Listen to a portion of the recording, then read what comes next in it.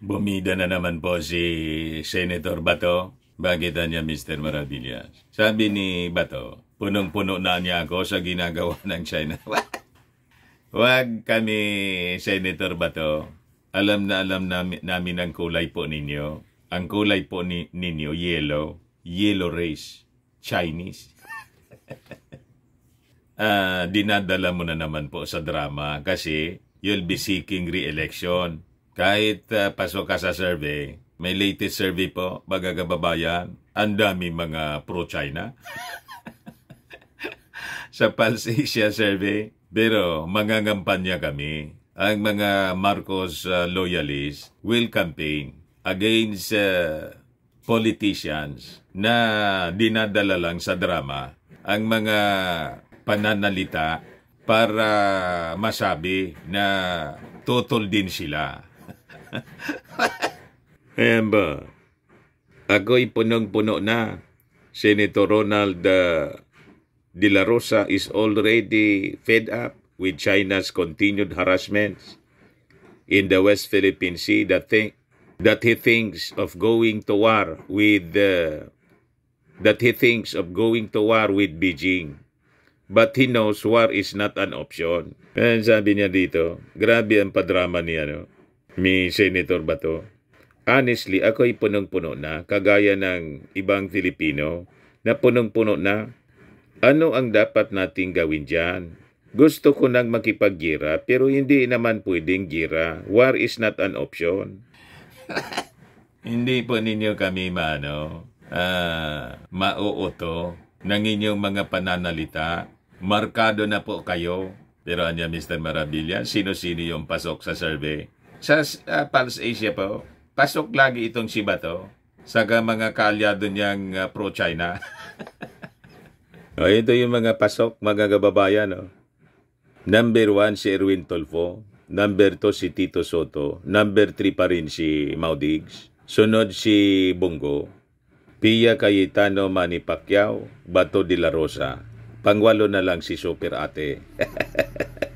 Pasok si Isko. Pang-10 si Ben Tulfo. Bong Revilla pang-11. Pumasok sa Magic 12 si Abby Binay. Yan ang result, mga kababayan, ng Pulse Asia. Pulse Asia 2025 election senatorial preferences conducted between March 6 to 10, 2024 with base of 95% registered voters. So kailangan niya, Mr. Maravillas, talaga massive na information na campaign laban dito sa mga pro-China politicos. Yun nga po, kaya inuulit-ulit natin kung sino-sinong itong mga pro-China. At tayo naman po rito, itong mga survey firm, malamang may dumadaloy. Negosyo yan po, mga kababayan. Baka may mga dumadaloy na galing sa Beijing. Kasi yan po yung strategy ng China sa buong mundo. I-impluensya yung mga politiko at gumamit ng mga pamamaraan kung paano i-manipulate yung kaisipan ng ating mga mamamayang Filipino at ng mga tao sa iba-ibang tao sa mundo. Kasi yung objective po ng China is to replace America as the superpower. Pero anya, Mr. Maravillas, anong tingin mo sa China? Ang China po, wag kayong masisindak sa kanyang mga ginagawa ngayon. Kasi sa totoo lang, tinatamaan ng kamalasan ngayon yung China.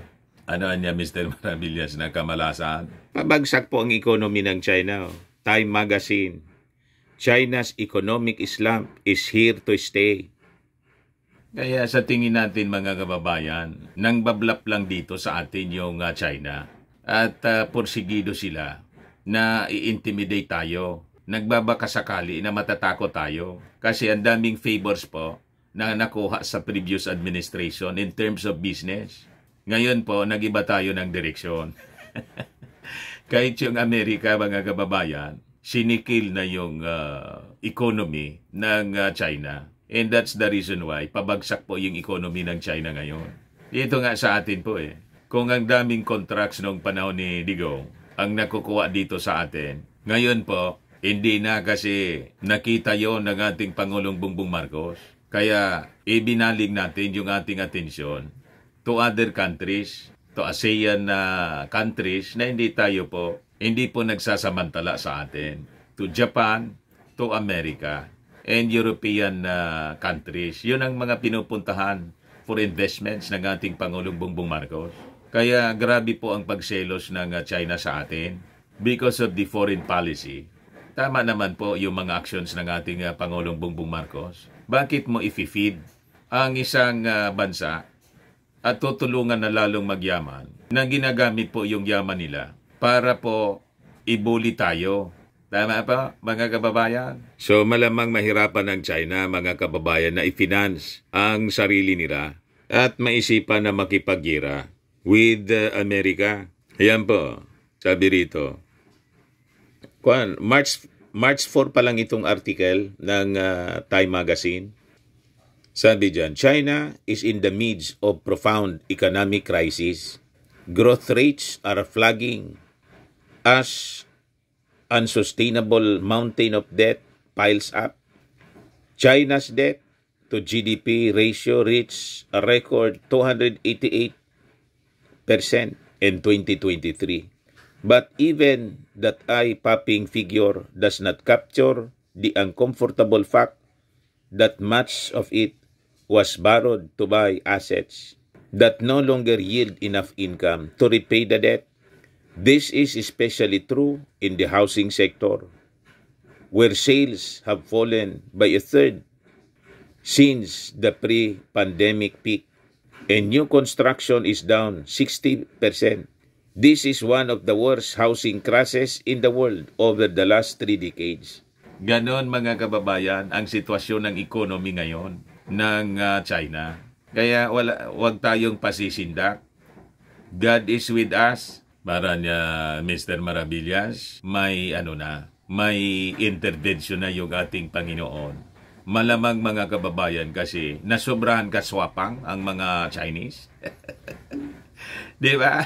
Nagpayaman sila na nagpayaman para mangbuli ng mga bansa all throughout the world. Gamitin yung yaman nila para magsamantala sa iba tulad ng ginagawa dito po sa atin. Ito ngayon ang kinasadlakan po nila. Pabagsak ang kanilang economy, mga kababayan. So sabi rito, many Western pundits and politicians view this crisis as a sign of the bankruptcy of China's leadership in economic system. But it is more akin to the crystal debt crisis that have plagued capitalist countries throughout history. The eventual collapse of China's bubble has always been inevitable. All boom in vast business cycles must end because the rapid expansion of debt creates opposing interest. The bubble is already bursting. So sabi dyan, many pundits blame governments whenever economies crash, but the real cause of China's slump is the long period of fast growth that piled up vulnerable and unsustainable debts.